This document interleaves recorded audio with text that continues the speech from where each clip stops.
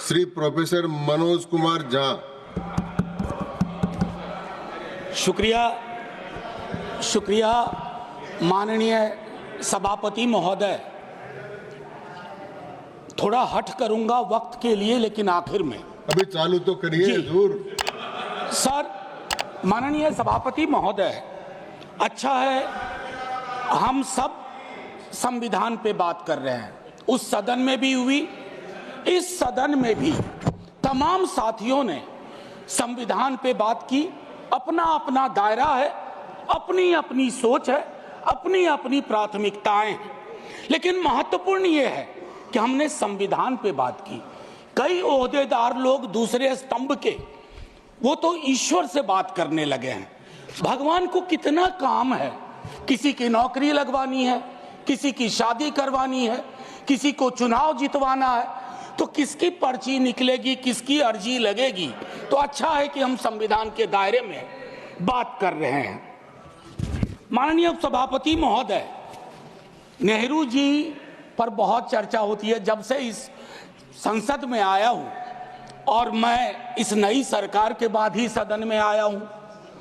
बचपन में सोचा करता था पार्लियामेंट पहुंचूंगा, लेकिन आज एक कन्फेशन करता हूं, हमेशा अपने को विपक्ष में देखता था, तो विपक्ष में ही हूं। तो सर ऐसा है, मैंने कई दफा कहा है, 14 का चुनाव, 19 का चुनाव, 24 का चुनाव, जवाहरलाल नेहरू नहीं हारे हैं, विपक्ष हारा है, कांग्रेस हारी है। 100 साल आप चुनाव जीतेंगे, लेकिन नेहरू को फिर भी वहां खड़ा पाएंगे, क्योंकि अथॉरिटेरियनिज्म के खिलाफ, पार्लियामेंट्री डेमोक्रेसी के प्रतीक हैं नेहरू। वो ढाल हैं, वो रक्षा कवच हैं। और मैं आपको बताऊं, हमारे नड्डा साहब ने जेपी का उद्धृत किया, और मुझे अच्छा लगा कि जयप्रकाश जी ने जब इंदिरा जी को, वो इंदू लिखा करते थे, जब चिट्ठियां लिखी ना इमरजेंसी के दौरान, तो नेहरू को इन्वोक किया। I am writing to you in the name of your father Jawaharlal Nehru. वो ऐसे व्यक्ति थे, जब उनकी आलोचना नहीं होती थी तो छद्म नाम से अपनी आलोचना स्वयं करते थे। तो मैं क्या कहूं, जयप्रकाश जी का कश्मीर पर जो नेहरू जी को चिट्ठी थी या इंदिरा जी को चिट्ठी थी, अगर वो चिट्ठी आज मनोज कुमार झा अपने नाम से कॉपी पेस्ट करके लिख दे, तो सर शाम तक मैं टेलीविजन डिबेट में विलेन बन जाऊंगा। मेरे पर यूएपीए लगे ना लगे, सांसद हूं शायद ना लगे, लेकिन बहुत तरह की तोहमत लगेगी। सर एक आवश्यक बात, हम महापुरुषों की जन्मतिथि पुण्यतिथि पर माल्यार्पण वाले दुनिया के नंबर 1 देश हैं।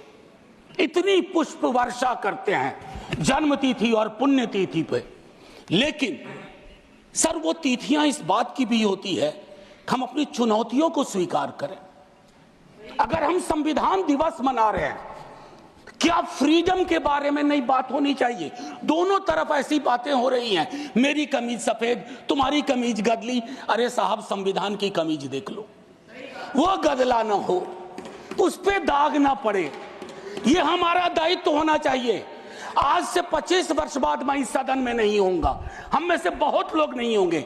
जब 100 साल पे चर्चा हो रही होगी, बहुत चर्चा होगी, लोग विश्लेषण करेंगे, जैसे आज हम करते हैं कि नेहरू को यह करना चाहिए था, नेहरू ने वो नहीं किया। 100 साल बाद कोई आपके बारे में टिप्पणी करे, मैं जीवित नहीं रहूं, संभवतः मैं सदन में नहीं रहूंगा, लेकिन वो भी अच्छा नहीं लगेगा सर, अशोभनीय लगेगा। टाइम मशीन नहीं है सर, नहीं तो मैं अपने सारे साथियों को 47-46 ले जाता। खून की नदियां बह रही थी दोनों तरफ, खून की नदियां। मंदिर में गाय काट के फेंकी जा रही थी, मस्जिद में सुअर फेंके जा रहे थे। उस दौर में एक ऐसे देश के निर्माण का संकल्प, गलतियां हुई होंगी। आप विलेन क्यों बनाते हो भाई? विलेन मत बनाओ, आपसे भी गलतियां होती हैं, हमसे हुई हैं।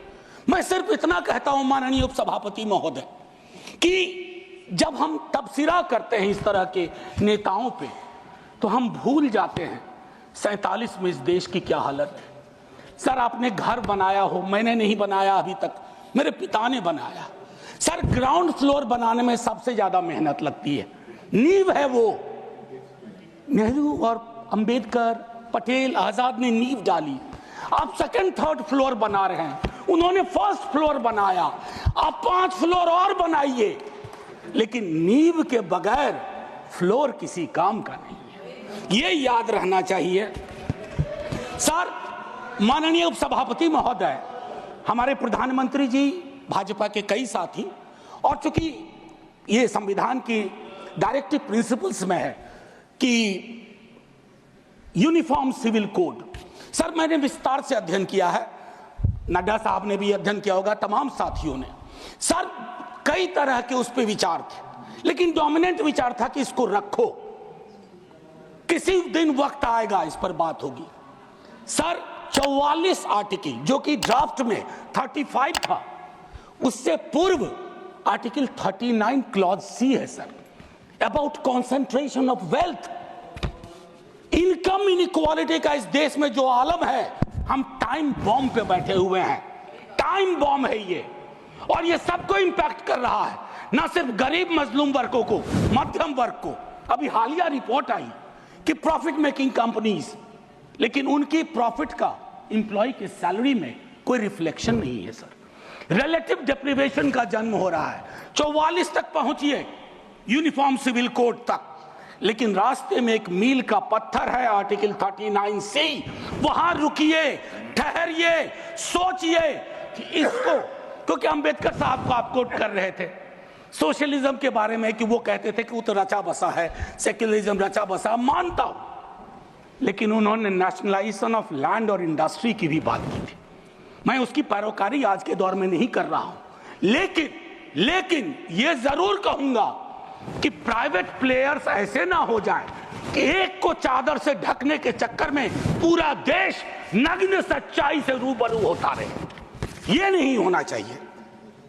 अब सर मैं एक बात कहता हूं, आज जब मैं यहां बोल रहा हूं, इस देश के किसी न किसी कोने में सीवर से एक आध डेथ हो चुकी होगी, सीवर में उतर करके। खुदाई चल रही है इस देश में, कई जगह खोदे जा रहे हैं। एक खुदाई हम सब सांसद मिलके करें, वो जो सेप्टिक टैंक और सीवर में उतर करके जहरीली गैस से मरने वाले लोग, ये कौन है? ये हम एक हैं तो सेफ हैं में नहीं आते, ये हमारे हिस्सा नहीं है, इसी समाज का हिस्सा है। हाँ, ये अव्वल बात है कि हमारी जातिगत सीढ़ी नुमा पदानुक्रम में वो नीचे आते हैं, तो उन पर गौर थोड़ा हम कम करते हैं, ये नहीं होना चाहिए। और मैं समझता हूं कि फ्रीडम की जब बात हो तो हम मूल्यांकन करें।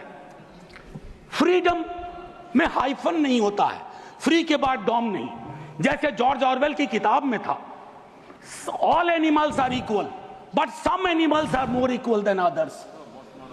इस देश में नाम और सरनेम से भी चीजें तय होती हैं। खालिद नाम है, जेल में रहोगे, सुनवाई नहीं होगी। हैदर नाम है, मीरान हैदर, नहीं सुनवाई होगी। इमाम नाम है, सरजिल इमाम, नहीं होगा। गुलफिशा होगी, नहीं होगा। तो ये सारी चीज, एक मिनट आप, मैं मेरा टाइम पॉज कर दीजिए, मेरा टाइम पॉज कर दीजिए, मेरा टाइम पॉज कर दीजिए। मैम चेयरपर्सन, मेरा टाइम पॉज कर दीजिए। मैम मैं सिर्फ इतना कहना चाहता हूं, अभी यहां बोल रहा हूं, मूलवासी बचाओ संघ मंच है छत्तीसगढ़ में, अनलॉफुल बना देते हैं आप। अरे कोई तो तौर तरीका हो, किसान विरोध करे, देशद्रोही है। विद्यार्थी विरोध करें नौकरी के लिए, नौकरी मांग रहे हैं आपसे, और कुछ तो नौकरी भी नहीं मांग रहे हैं, परीक्षा समय पर कराने की मांग कर रहे हैं। आप कह रहे हो अराजक हैं, नक्सल हैं। ये जो शब्दावली लेकर के, विशेषण लेकर के आप घूमते हैं, इससे थोड़ा बाज आइए। मैं कह रहा हूं ये टेम्पटेशन होता है जब बहुत बड़ी सत्ता होती है, 15वें वर्ष में, 11वें वर्ष में प्रवेश करते हैं, लेकिन उस टेम्पटेशन को रोकना मैच्योरिटी है, परिपक्वता, परिपक्व लीडरशिप की बात होती है। वैकल्पिक विकास की कोई मांग आपसे करेगा तो आप कहोगे नक्सली है। अब मैम चेयरपर्सन, एक और चीज कहना चाहता हूं, मैं पीड़ा साझा करता हूं बांग्लादेश में जो हो रहा है, साझा करता हूं पीड़ा। 71 के बारे में पढ़ा था, अभी देख रहा हूं। लेकिन मैं महात्मा गांधी पर जाना चाहता हूं। नोआखली में जब देश आजादी का जश्न मना रहा था, महात्मा गांधी नोआखली में दर दर भटक रहे थे, restoration of peace and normality, वो दौर था। उन्होंने एक बात कही थी, आज का दक्षिण एशिया है जिससे पाकिस्तान और बांग्लादेश निकला है, हमें इस बात का स्मरण करना होगा कि हमारी भूमिका सबसे बड़ी है। हम बड़े भाई वाली शब्दावली का इस्तेमाल नहीं करेंगे। We are the largest and the oldest democracy. बाकी में डेमोक्रेसी कैजुअलिटी हुई है पाकिस्तान और बांग्लादेश में, संविधान तक नहीं आया। लेकिन हम अपनी अकलियत के साथ कैसा व्यवहार करते हैं, तो हम कह पाते बांग्लादेश को, learn from us, to Pakistan learn from us, this is how we treat. लेकिन हमारा रिपोर्ट कार्ड अगर उसमें कमियां रहती है, मैं Sit down. Sit down. Sit down. Ma'am, chairperson, my time should be paused. Down. My time should be paused. My time should be paused. My time should be paused. Honorable members. Ma'am, एक चीज मैं एक चीज कहना चाहता हूं। अंबेडकर साहब को कोट किया गया, अंबेडकर साहब को कोट किया गया, और एक मिनट, किसी की भावना आहत हुई है तो मैं वापस लेता हूं। It is primarily a mode of, सुनिए, it is primarily a mode of associated living. Democracy is not simply a form of living, form of government. Associated living, कितना इसको अपने जीवन में उतार पाए? ऑफ कॉन्जॉइंट कम्युनिकेटेड एक्सपीरियंस, कितना उतार पाए? जातिगत जनगणना की जब बात होती है तो बट जाते हैं हम। क्यों बट जाते हैं भाई? वर्गीकरण की बात होती है, बिना जनगणना के वर्गीकरण कैसा? एनएफएस के माध्यम से एक नई रवायत का जन्म हो गया है। एक ओबीसी की लिस्ट में क्रीमी लेयर के इंटरप्रिटेशन के लिए आप राज्यों की समकक्षता, इक्विवेलेंस को एक ऑर्डर के माध्यम से छुपा देते हैं। आपका दोष नहीं भी दूंगा, कहूंगा कि अधिकारी वर्ग के अंदर अभी भी वो मानस है कि वो रिप्रेजेंटेशन से परेशान होता है, चिढ़ता है, उसको लगता है ये यहां कहां आ गए। अभी बिहार में सर्वेक्षण हुआ, कई लोगों ने कहा हम तो इतने कम नहीं हो सकते। विजिबिलिटी और न्यूमेरिकल स्ट्रेंथ में फर्क होता है। विजिबल आप इसलिए अपने को समझते हैं ज्यादा कि आप न्यायालय में हैं, आप विद्यालय में हैं, आप सड़क पे हैं, आप चौक पे हैं, आप चौराहे में हैं, तो आपको लगता हम तो बहुत, हमें कम क्यों दिखाया गया? उसके इस रिश्ते को हम सबको समझना होगा। मैम चेयरपर्सन, और जो मैंने कहा conjoint experience and associated living. Together with that, I'll take you for a minute to what Jawaharlal ji said in the beginning of objective resolution. उन्होंने कहा, और मैं हिंदी में तर्जुमा करता हूं, कि आज जब मैं यहां खड़ा हूं तो 5000 साल का अतीत मेरे सामने खड़ा है। मैं अभिभूत भी हूं, लेकिन मेरी चिंताएं भी हैं। इन चिंताओं और अभिभूत होने के बीच किस तरह के राष्ट्र का हम निर्माण करेंगे इस संविधान सभा के माध्यम से, मैं इस चुनौती को स्वीकार करता हूं अपने साथियों के साथ। और then he mentioned oath of tennis court.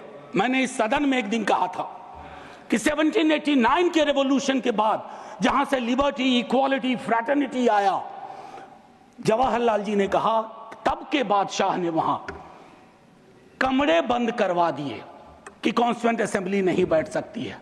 एक कमरे से दूसरा कमरा, दूसरे कमरे से बरामदा, और आखिर में टेनिस कोर्ट में पूरी की पूरी असेंबली बैठी और ओथ लिया। उसको कहते हैं ओथ ऑफ टेनिस कोर्ट। उन्होंने क्यों यह उदाहरण दिया कि हमारी डेमोक्रेसी में भी कभी इस तरह के चैलेंज आ जाए तो संसद इमारत की मोहताज नहीं होगी। संसदीय लोकतंत्र इमारत की मोहताज नहीं होगी, वो इबारत देखेगी। और इबारत में फर्क है। मैम आज मैंने कहा था हट करूंगा, 1.5 से 2 मिनट और चाहिए। अब मैंने कहा कि 1 नेशन 1 इलेक्शन की बात हो रही है। उस पर विस्तार से बोलूंगा जिस दिन यगरा आया, अगर सिलेक्ट कमेटी को गया तो अलग बात है। लेकिन मैम, इस देश में 1 नेशन 1 इलेक्शन था। नड्डा साहब ने कहा, मैं मानता हूं। कई दफा क्या होता है, जब आप कोट करते हैं, हमारी यूनिवर्सिटी में कहते हैं कि सेमी कोलोन के बाद किसी को कोट मत करो, उसको हम लोग कहते हैं पुअर साइटेशन, कि किसी को कोट किया। जैसे आपको उदाहरण के लिए मैम 30 सेकंड में, कि मार्क्स ने कहा religion is the opium for masses, ऐसा कभी नहीं कहा मार्क्स ने। वो सेमी कोलन के बाद का एक सेंटेंस था। उन्होंने ये कहा is the Sai of oppressed, लेकिन सेमी कोलन के बाद का उठा करके कहा रहे रिलीजन के तो खिलाफ थे कार्ल मार्क्स। तो उसी तरह से साइटेशन के साथ दिक्कत है। मैं सिर्फ इतना कहना चाहता हूं, 1 नेशन की वो साइकिल टूटी थी। 1 नेशन 1 इलेक्शन की साइकिल 60s मिड 60s में टूटी। आज क्या गारंटी है, हम कैसे अगले चुनाव तक ले जाएंगे? Will it be a proxy governance? Then it won't it undermine the idea of will of the people? मैं समझता हूं कि इस पर विशद चर्चा हो और तभी जा करके एक Kindly conclude. बस अभी तो 33 सेकंड लिया है, 1 मिनट और दे दीजिए। मैम चेयरपर्सन, तारतम्य तो थोड़ा टूट जाता है, फिर भी अपनी एक बात कह के खत्म करूंगा। बाबा साहब भीमराव अंबेडकर के बचपने का एक छोटा किस्सा। क्लासरूम में बैठे हुए थे सबसे पीछे, शिक्षक ने कहा, चूंकि मैथमेटिक्स में बहुत अच्छे थे, आओ इसको हल करो। ज्यों ही वो बोर्ड की तरफ बढ़े, जितने कास्ट हिंदू अपर कास्ट के लोग थे वो दौड़ के बोर्ड के पास गए, क्योंकि बोर्ड के पीछे उनका टिफिन बॉक्स था। उनको लगा ये पोल्यूट हो जाएगा। मैम, आज वो मान्यताएं नहीं हैं, लेकिन पोल्यूशन प्यूरिटी की नई मान्यताएं आ गई हैं, एक्सक्लूजन की नई मान्यताएं आ गई हैं। और आखिरी में ऑस्विज एक जगह थी पोलैंड में, जहां जिसको सिर्फ गैस चैम्बर से मत समझिए। ऑस्विज के बनने में सालों की नफरत और घृणा थी, जिसका अंजाम ना सिर्फ जर्मनी में भुगता गया, पूरी दुनिया ने। तो ये नफरत घृणा, इस पर लगाम लगे ना तो हर मोहल्ले में ऑस्विज होगा। और आखिर में मैम, मैं आज जद पे अगर हूं, निशाने पे, मैं आज जद पे अगर हूं तो बदगुमान न हो, चिराग सबके बुझेंगे, ऐसी हवा किसी की नहीं होती। शुक्रिया मैम, जय हिंद।